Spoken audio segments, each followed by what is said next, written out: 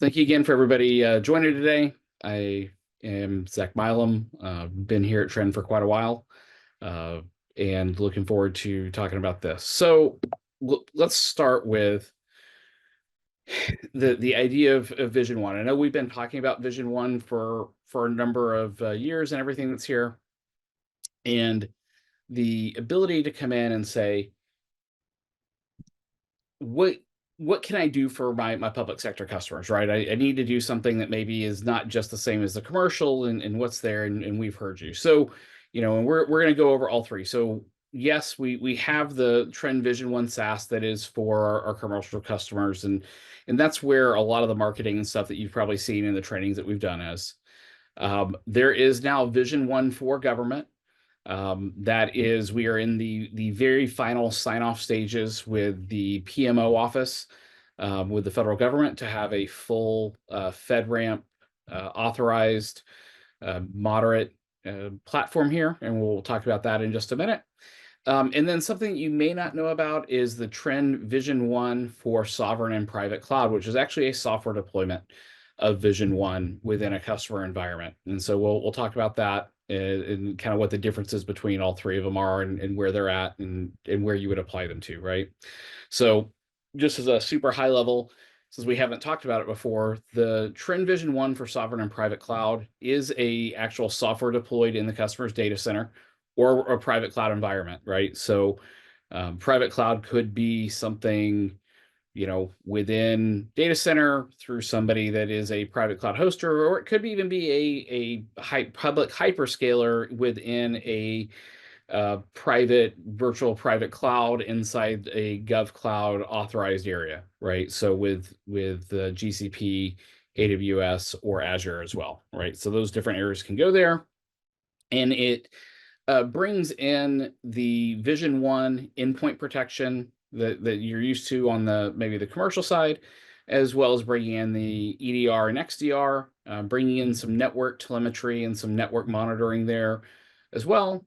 And it actually, so this is actually an update here. So it actually deploys on customers' hardware. It actually goes into a Red Hat OpenShift environment and is deployed and scaled out. So we'll talk about that a little bit more in depth here in just a couple of minutes. But those are the three flavors and the three things that we're going to talk about today, and kind of get into and make sure everybody's aware of where they are and what they apply to, right? So this is the main commercial offering. This is all this is what we call our architecture slide. It has everything that's in here and what's there. So this is what is currently available today in the commercial space. This is a SaaS platform. Can go through, do this, and it has all these different pieces. So it has the endpoint, it has cloud, some network security stuff ties into it. A lot of our on-premise products tie in. All those things are there, as well as having like the attack surface risk management up here, our ability to start actually being able to be proactive and being able to identify threats in those areas before they actually activate, in giving all those pieces. So that is what is in the commercially available and everything that's there. The two other pieces, so the SaaS version for government as well as the sovereign and private cloud, just to level set, the goal is to have parity between all three of these versions as fast as possible. Anybody that has gone through any of the processes, though, know that especially for like a government SaaS platform and FedRAMP, when you do major updates, you have to go through recertification and audits and all those things as a software vendor. So that can be a little bit of a slower process. It is faster than the initial once we get rolled out. But with that being said, so when we start looking at Vision One for government, right now, there are some big areas, right? So it has detection and response for the endpoints and servers built in here. We also are pulling in threat intelligence and all these things that go into the workbenches, being able to say, here's what all's going on. Of course, there's machine learning. All those things go into the data that's being fed in. That's there. There are major plans to start bringing a lot of other things on here. So things like the generative AI for the feedback, being able to connect in things like network security, cloud security, being able to bring all those pieces in here very shortly.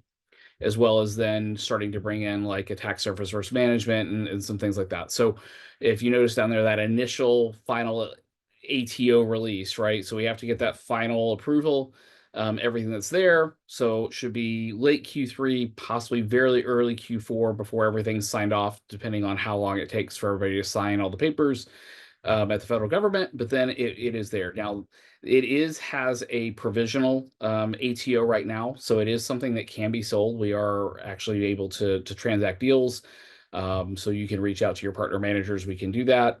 A couple places of where this fits, right? So this is great for possibly smaller scale deployments, right? So both state, local government, we are seeing a lot of state and local that, maybe they have state ramp, and this has quite a few reciprocal state ramp uh, certifications that this would play into, um, things that want more checks and balances on how it's deployed, things like that. So a lot of state local this fits in. This can be sold, as small as just a few seats, right, or up to large scale deployments as well. So it is very flexible on what it can support and everything that it can do. This through here, it is in a FedRAMP moderate, as far as the actual certification process of where this is. So this would be in more kind of the public facing areas and things like that, and that needs those certifications. Um, in currently for the actual endpoint protection, there is Cloud One for government, that is where you'd actually deploy the agents, and then they connect over to Vision One. And that's where we're doing the EDR and everything that's there inside the Vision One government.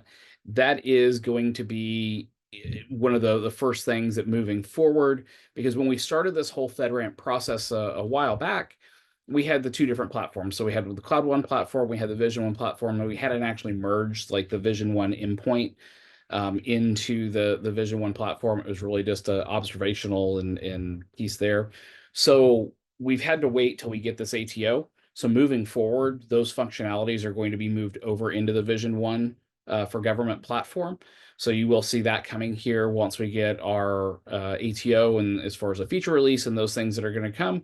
So that will be the next evolution, and we will have a seamless kind of migration there from what was Cloud One government into the Vision One endpoint. And this is easily trial and used, right? So there is a web page, just like you go to the commercial stuff, you can go through, customer or yourself. If you want to help a customer trial it on your behalf or on their behalf, you can click on it, set up the links. We can set up the trials. We can go through, do all those things. It's a transparent process that's very easy, very clean to do, right?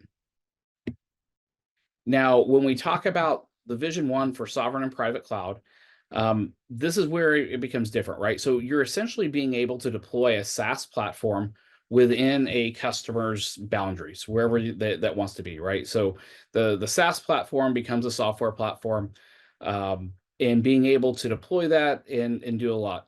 So this was actually just very recently released at the very end of June, was the initial release of this. There, as you can see, there's already more things inside here, again, because we're not having to wait on recertifications, things like that. Because this is a software deployment, it can actually be deployed in higher impact levels. So if you are a federal partner that needs to deploy things into higher level impact areas, things like that, this can fit, because it is technically a software deployment, even though you're providing the agency or department with a full platform that they can use. So this has not only, the detection response capability here, it's also bringing in actual endpoint security. It's bringing in network observational pieces. So it has a container that actually has a deep discovery inspector. So the traffic that you point to that, we can look for unknown threats and anomaly detection. Being able to very shortly are going to start bringing in not just the endpoints and servers, but being able to bring in network telemetry here for advanced detection response. So if somebody might have tipping points, those areas, as well as if they might have like on-premise. So if they're already a trend customer and they have Apex One or have deep security, those areas are going to be added to this very shortly to be able to come in here and do the correlation across everything. And again, having things like the zero-day initiative, threat research, machine learning, all these things that are there. Stuff that's coming very soon are going to be like the generative AI and the AI companion to be able to work on, we see something, here's what's coming, adding in things like the attack surface risk management, zero trust, those areas that are coming later this year, and into the first half of next year, right? So the timelines on this can actually be a little bit more aggressive than necessarily the FedRAMP version, just because we don't have to go through audits and those processes, and we can only update that once a quarter. This can be a software update and gets pushed as we build this and vet this and are able to deploy it. So those are the differences really in those pieces. Now there are some pieces here. Now I will say that for this I already said, high impact level applications, or data ownership sensitive uses. And what I mean by that is there might be some groups, and I have this even in some commercial, where they don't want their data to exist in anything that they don't control, right? So they love this platform, they love all this stuff, but from an investigation standpoint, all of the stuff from an incident response and correlation, the fact that they could actually run this and house everything in uh, servers that they control and that they have full ownership of, and that kind of fall to them, whether that's in a private cloud or inside a VPC, and it's not going through any kind of a SaaS provider, they really like. This does take, because you are deploying an entire SaaS platform in a software version, um, it is a larger scale deployment, right? So a minimum of 5,000 endpoints. This can scale up into, 50 to 100,000. And we have scaling in those areas there that can go into as far as what's required to deploy that. So this is currently really the only thing out there that enables a customer to deploy a SaaS platform from a cybersecurity perspective, on premise. So that can change quickly, but as of right now, being able to have a full cybersecurity SaaS suite and being able to do that, as we talked about, there are lots of pieces coming here. It is coming pretty quickly, so that those areas will come in.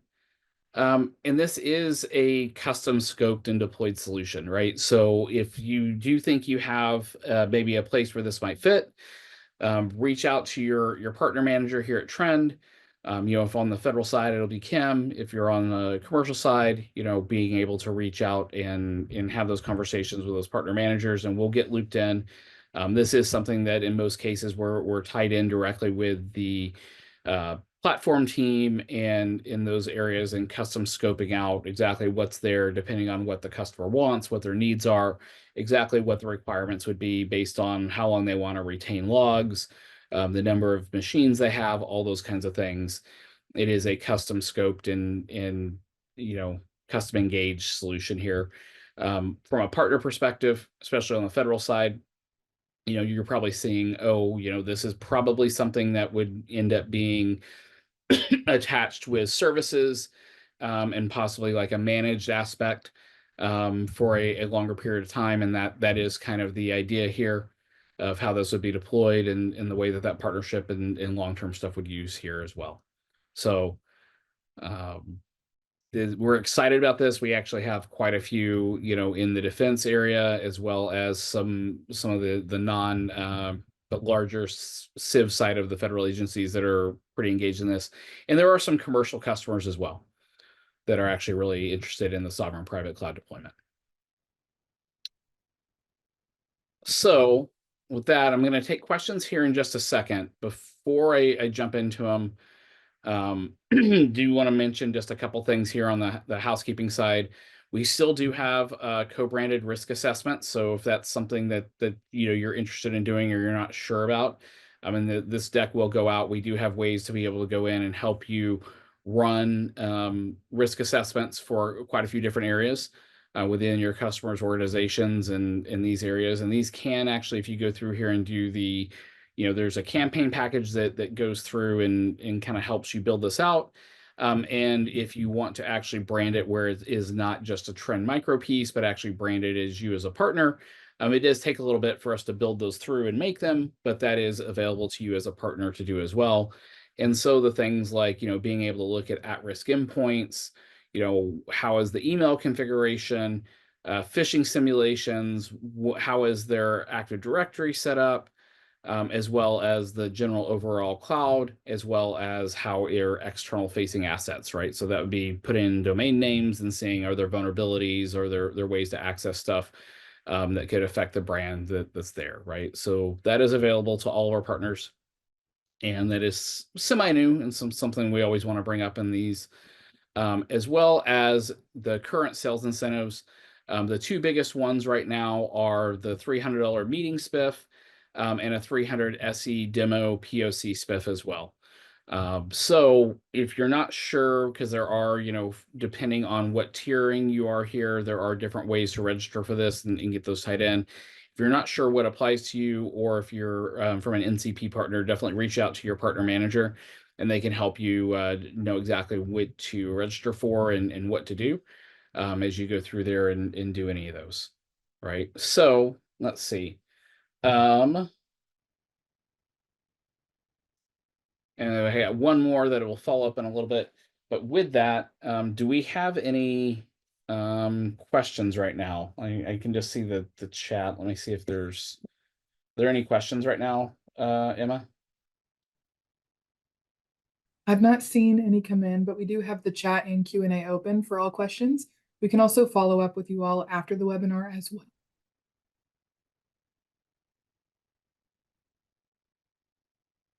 And so yeah, so if anybody has any questions, feel free to put them in either the chat or the Q&A. We're both looking at both of them.